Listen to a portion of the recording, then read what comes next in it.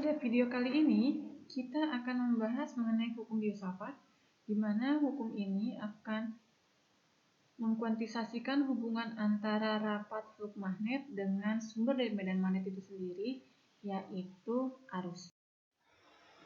Medan magnet pada dasarnya merupakan medan vektor, di mana medan vektor ini bisa dilihat pada serbuk besi yang ditaburkan di sekitar magnet permanen. Ørsted pada tahun 1820 secara tidak sengaja menemukan bahwa suatu magnet permanen jika diletakkan di dekat kawat yang dialiri oleh arus, maka magnet permanen tersebut akan bergerak sendiri sampai posisinya adalah tegak lurus terhadap kawat yang dialiri oleh arus tersebut. Hal ini menimbulkan pertanyaan di benak Ørsted, apakah kawat yang dialiri oleh arus itu menghasilkan medan magnet atau si magnet permanen menghasilkan medan listrik. Nah, Ampere mencoba melakukan percobaan dengan menggunakan dua buah kawat, di mana satu kawat dialiri oleh arus listrik dan satu kawat dialiri juga oleh arus listrik. Ternyata dari percobaan yang dilakukan Ampere terlihat bahwa kawat tersebut akan bergerak sehingga posisinya itu seperti yang kita lihat dari gambar, di mana pergerakan dari kawat itu identik dengan pergerakan medan magnet yang terjadi pada saat Ørsted melakukan percobaan. Sehingga dari sini timbul suatu kesimpulan bahwa arus yang terdapat pada kawat akan menghasilkan medan magnet. Nah, tapi hubungan antara arus dengan medan magnet belum terlihat sampai dua orang ilmuwan yang bernama Biot dan Safat berhasil mencari hubungan matematis antara rapat fluk magnet dengan arus listrik. Mari kita lihat hukum filsafat. Di sini kita lihat kita memiliki kawat, di mana kawat ini dialiri oleh arus I. Dari percobaan Ørsted dan Ampere diketahui bahwa kawat yang dialiri oleh arus I ini akan menghasilkan medan magnet. Dan sekarang kita akan menghitung berapa besarnya rapat fluk magnet yang ada di titik P. Caranya adalah dengan pertama-tama kita tempatkan sebagian elemen kawat dengan panjang dl. Dan kita ingin menghitung berapa besarnya rapat fluk magnet yang disebabkan oleh elemen kawat ini. Data yang kita butuhkan adalah kita membutuhkan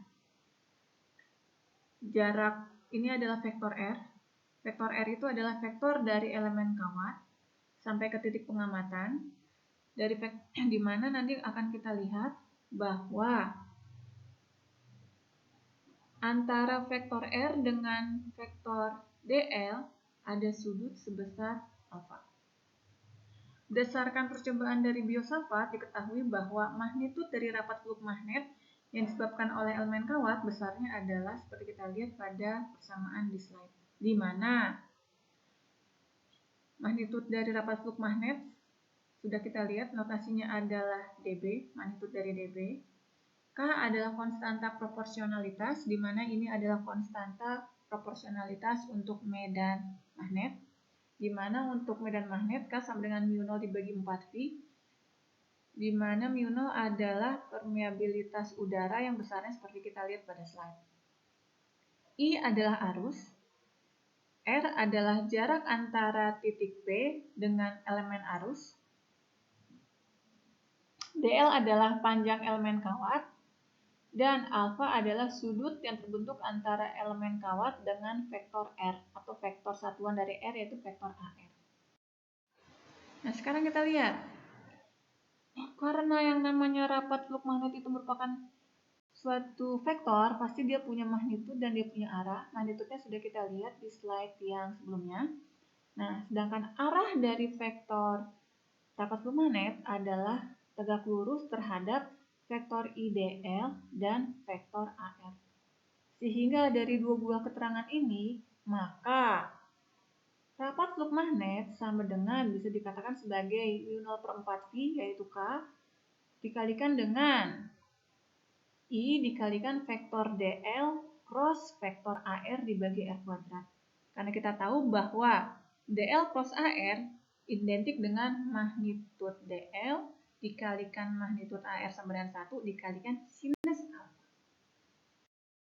Nah, sekarang kita ingin melihat bagaimana cara menghitung besarnya rapat teluk magnet yang disebabkan oleh arus yang terdapat pada suatu kawat.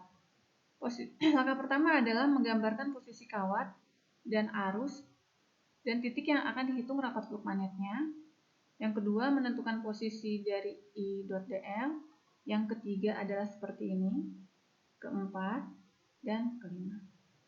Langkahnya mirip dengan prosedur perhitungan intensitas medan listrik, di mana kita akan melihat contoh-contoh aplikasinya di video yang selanjutnya. Terima kasih.